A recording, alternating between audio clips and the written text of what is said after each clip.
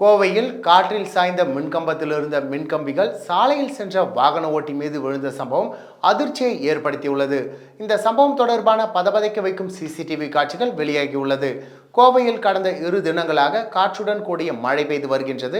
இந்நிலையில் பொள்ளாச்சி சாலை காந்திநகர் 7வது வீதியில் ஒருவர் இருசக்கர வாகனத்தில் சென்று கொண்டிருந்த பொழுது எதிர்பாராத விதமாக அங்கிருந்த ஒரு மின்கம்பம் காற்றின் வேகத்தில் திடீரென சாய்ந்தது. அப்பொழுது அதிலிருந்த உயரழுத்த மின்கம்பிகள் ஒன்றுடன் ஒன்று மோதி மின்சாரத்தை கக்கியபடியே சாலையில் சென்ற வண்டி மீது விழுந்தது. அந்த கம்பிகள் வண்டியின் இருக்கை மேல் விழுந்ததால் வாகனத்தை ஓட்டியவருக்கு மின்சாரத்தால் எந்த பாதிப்பும் ஏற்படவில்லை.